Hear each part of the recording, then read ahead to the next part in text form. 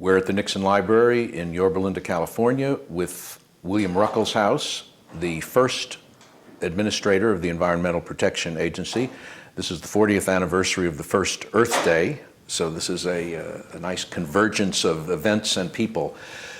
The Nixon administration was sort of present at the creation of the environmental movement, and you were appointed to be the first director. There's some controversy, or there's question about the degree of the president's interest in the topic and the reason for his reason and degrees of his involvement with it. Once you were appointed, did you have a free hand to do what you want? Were there political, of course there are political considerations in any agency, but were essentially you left to make the decisions you wanted to make as the administrator? Yes, I would say within the general confines of any administration, and the president would make a judgment in appointing somebody, is this man basically supportive of my fundamental policies?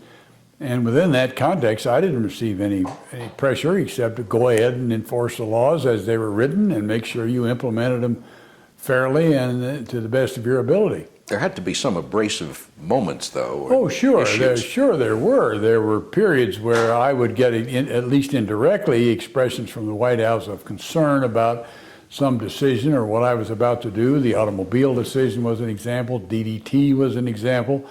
But nobody ever called me and told me, do this. I made my own judgment about it. And then there was I know you have told a story about a meeting with John Mitchell apropos, and actually that was apropos the DDT decision, yes, it was. Wasn't it? It was. Well, I had received an inquiry from John Ehrlichman about the DDT decision. I had indicated to John I was sitting through the hearings because it was so complicated, and we had a hearing officer take a look at it and decide nothing should be done. And so then there was an appeal to the administrator under the administrative EPA, me, under the laws that then existed.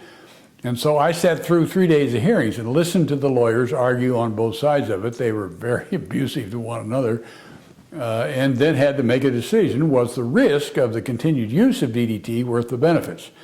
That's the statute, the standard in the statute. And John had called me in as I was making this, going through this process and deliberating about what I should do, said the president was interested in this issue and had I made up my mind yet and what was I going to do, and I got a little nervous about it. So I called John Mitchell, who was then the chairman of the committee to re-elect the president, and told him I wanted to see him. And he said, what about? And I said, well, I want to talk to you about DDT and what I see as my responsibilities under the federal insecticide law that I was trying to implement, and could I talk to him about it? And he said yes, and so I met him on a bench in Lafayette Park, which is across the street from the White House, and I said, I had known John when I was an assistant attorney general, and he was attorney general.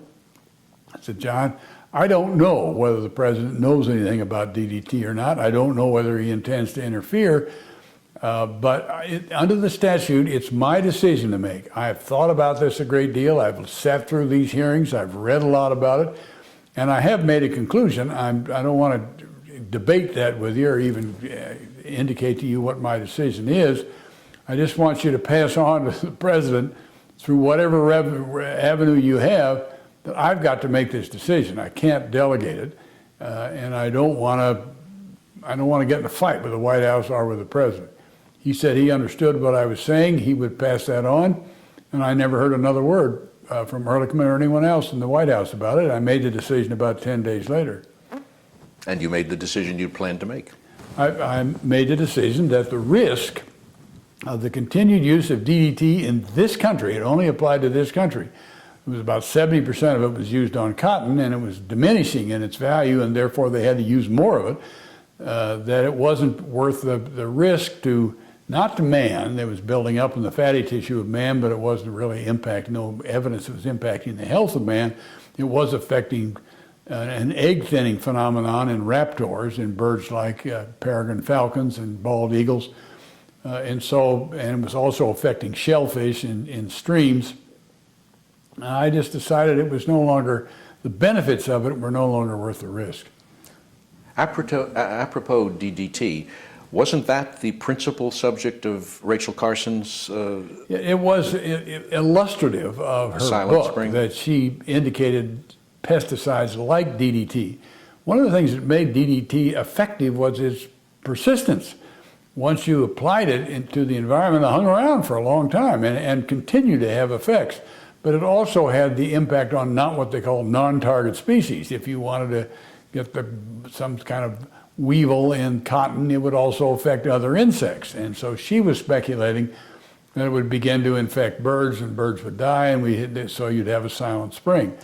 And I thought it was interesting in your remarks earlier at the forum, at the Nixon Legacy Forum, you mentioned her book, which I think was 1962, but at any rate was early in the 60s, as a part of the incremental collective awareness of the environment that sort of reached a critical mass just at the time Nixon was becoming president, so that suddenly this topic, which had not been an issue on the national consciousness, had reached this unexpected critical mass that Nixon had to, as the president, had to deal with, or had to at least recognize.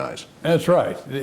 My view is that the presidential address to this problem was a result of public demand. And as I said at the forum, I think that's the way democracy is supposed to work. That people raise an issue, the president responds to it, and that's exactly what happened here. Part of the public concern was a result of that book, The Silent Spring by Rachel Carson. It wasn't the only cause of it. It was what we were being reinforced every day by being able to smell, touch, and feel. Pollution was also a big part of it.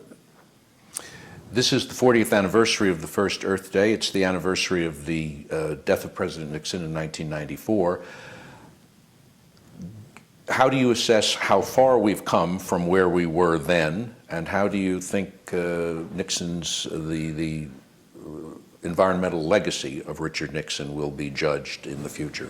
Well, I think we've made a lot of progress, particularly if you reflect back to the first identified set of problems: gross air pollution, gross water pollution, poisoning lakes, poisoning rivers, and with air pollution even affecting public health. That we have greatly reduced the impact of those pollutants on both water and air as a result of the passage of the Clean Air Act, the Clean Water Act, a lot of those laws that were passed and begun to be implemented in the Nixon administration. And so what will his legacy be? History can tell, but there's no doubt in my mind that we are a lot better off today as a result of the passage of those laws, which in some cases went further than he would have, but nevertheless he signed them, all except the Clean Water Act. And I don't mean they're just one or two. There were 14 laws that passed during his administration, which have had an enormously beneficial effect on the health and the environment of the country. William Ruckelshaus, thank you very much. Thank you.